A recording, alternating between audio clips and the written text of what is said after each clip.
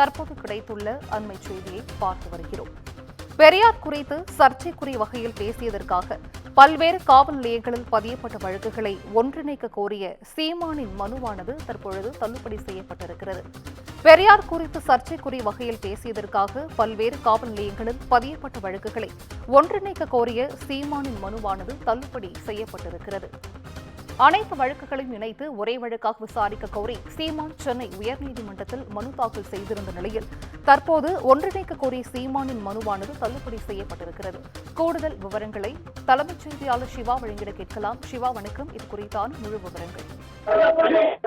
பெரியார் குறித்து சர்ச்சைக்குரிய வகையில பேசியதற்காக பல்வேறு காவல் நிலையங்களில் பதிவு செய்யப்பட்ட வழக்குகளை ஒன்றாக இணைத்து விசாரிக்க கோரி சீமான் தாக்கல் செய்த மனுவை தள்ளுபடி செய்து சென்னை உயர்நீதிமன்றம் ஒரு உத்தரவை பிறப்பித்திருக்கிறது. நாம் தமிழர் கட்சியினுடைய தலைமை ஒருங்கிணைப்பாளர் சீமான் கடந்த ஜனவரி பெரியார் சர்ச்சைக்குரிய கருத்துக்களை தெரிவித்தார்.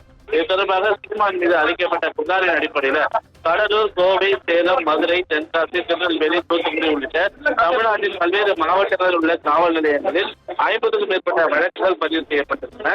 இந்த நிலையில் அனைத்து வழக்குகளையும் ஒன்றாக இணைத்து ஒரே வழக்காக விசாரிக்க கோரி சீமான் சென்னை உயர்நீதிமன்றத்தில் மனு தாக்கல் செய்திருந்தார். அதில் ஒரு சம்பவத்துக்காக பல்வேறு காவல் நிலையங்களில் வழக்கு பதிவு செய்யக்கூடாது என்ற உச்சநீதிமன்ற உத்தரவுக்கு மாறாக தனக்கு எதிராக 50க்கும் மேற்பட்ட வழக்குகள் பதிவு செய்யப்பட்டுள்ளதாக கூறப்பட்டிருக்கிறது.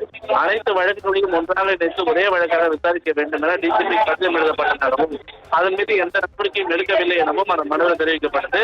ஒரு விசாரணை அதிகாரியை நியமித்து தனக்கு எதிரான அனைத்து வழக்குகளையும் ஒன்றாக இணைத்து விசாரிக்க உத்தரவிட வேண்டும் என்று அந்த மனுவில் கோரிக்கை வைக்கப்பட்டது.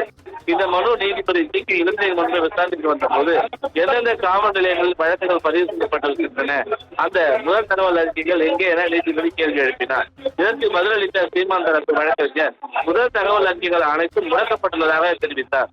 இதனை அடுத்து எந்த விவரங்களும் இல்லாமல் இந்த மனு தாக்கல் செய்யப்பட்டுள்ள நிலையில இதன் மீது எப்படி உத்தரவு பிறப்பிக்க முடியும் என கேள்வி எழுப்பிய நீதிபதி இந்த மனுவை தள்ளுபடி செய்து உத்தரவு பிறப்பித்திருக்கின்றார்.